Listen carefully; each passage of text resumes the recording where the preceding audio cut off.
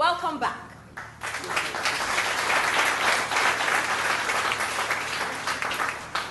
If you're just joining us, today on Mirage with Lara Smith, we're going through the diary of a Christian wife. Going by societal norms, it is important for a woman to get married, as this fetches her honor and respect. Even the Bible says that two are better than one, for they have a better reward for their labor. Yes, a man shall leave his father and his mother, and cleave unto his wife. Live and cleave. Marriage is together forever. It is till death do you part. Marriage is a life sentence. How apt is this statement? Very apt. Marriage is a prison with excellent cells and terrible cells. But there are still cells. And according to our religion, the jail term is for life. It is amazing when you discover there is someone somewhere waiting, longing to make you his.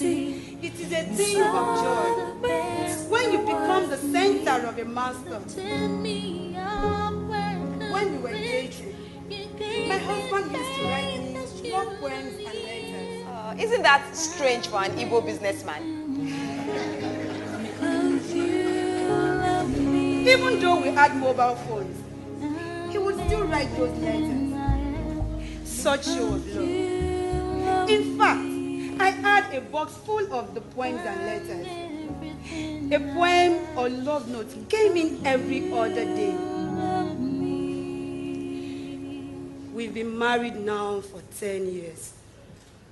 And the only letter I get is NEPA bill and Loma. My husband used to be very attentive when we were courting. He remembered almost everything I told him. He would even call me sometimes in the middle of the night.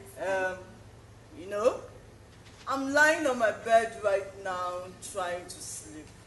But images of you won't just let me be. Wash. But now that we are married, he falls asleep even before I finish talking. Adana, do you think you're ready to confront your husband on the issue we were discussing before we went on that break? I think I will. But I cannot imagine he would hold such a long grudge over... Why couldn't he just have said it? Why didn't he ask me? Why don't men like to communicate with their wives? Why is it so difficult for them to open up? Why? Nene, you cannot understand. Even if I tell you what is on my mind, you cannot solve it. So, forget it. I believe it has to do with the way men are wired. Men are visually driven and process issues mentally. This is one of the reasons they don't like to talk. We women, on the other hand, talk through our issues, especially with loved ones, and we're driven by the sense of audition. This concept is sometimes the only reason why married couples have issues. If God wired them to process things visually, why did he give them mouths? Why not just eyes? Then, let them continue to toast us. A good conversation is a great aphrodisiac. Talking and feeling love is very important to us women. Tell me how much you love me, whether you want sex or not. What you say to us matters a lot, and how you say it is the toppings on the cake. Whether you are feeling it or not, tell us sweet things, and before you know it, you begin to genuinely feel the love. Telling me that you love me and care about me reassures me. I believe it is difficult for men to say things like, "You're sexy, baby," when you are all round. Who put me in this condition? I was in size 6 before we got married. But after 2 lovely children, I'm not jumbo size. I'm not going to lose weight though. But in the meantime, bros, don't call me a rubber. I'm only fulfilling what Jesus said. Occupy till I come. Don't ignore me all day and expect to get some at night. It does not work that way. I'm a woman, and unlike you, sex isn't separate from the rest of my life. The way you treat me out of bed greatly influences my response in bed. Are you saying you've been starving your husband sexually because he ignores you? Good let's draw near. He stabs me. I stab him. But Paul admonishes that married couples should not deny each other their marital rights. Lara, Paul is not living in the 21st century. What? She who does not partake of the bread of bedroom dinner, she cast the first stone.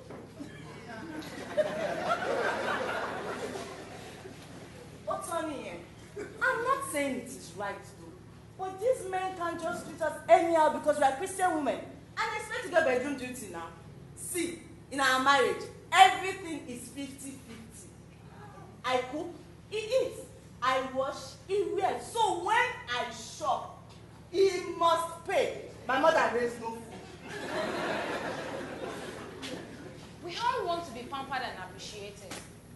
Take me for dinner date, no matter how uncomfortable my sight could make you. If you wanted me to remain the way you married me, you shouldn't have asked for children. Your warranty expired the day I gave birth to your bouncing baby boy.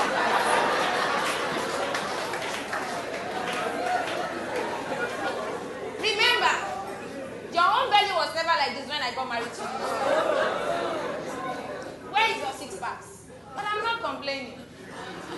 And when you try to explain this to them, they complain you nag too much.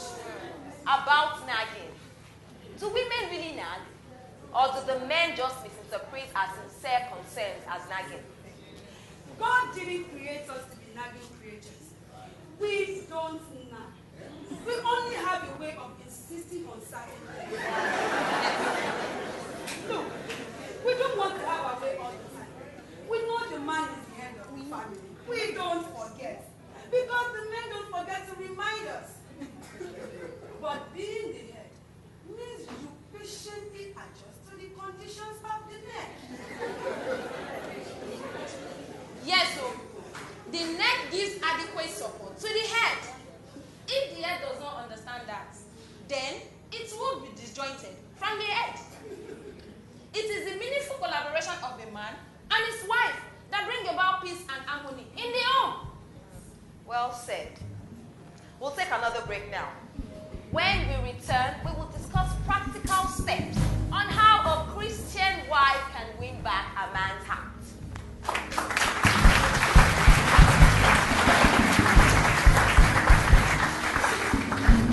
I'm all alone when I think about the good times that we shared together, baby.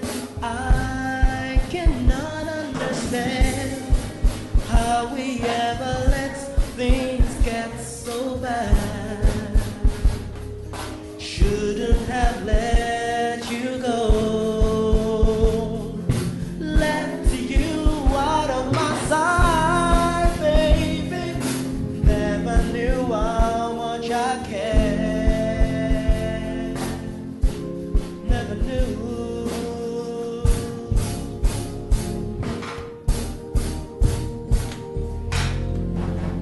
Wherever I go, wherever you are, baby, baby, you're never far away. You're always on my mind. Wherever I go, wherever you are, baby, baby, you're never far away. You're always on my mind.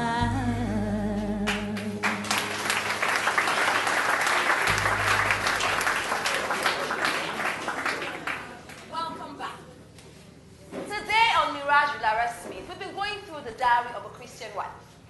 Before we went on that break, we were discussing the issues pertinent to the Christian wife. Now, towards winning back your husband's heart, what do you think the Christian wife should do? They should make us feel important. If they do that, we would be happy and have wonderful marriages. We need to spend time together without the children, alone, just the two of us. Two of us, we can make it if we try. of us, you and I, just the two of us. We can make it if we try, just the two of us, you and I.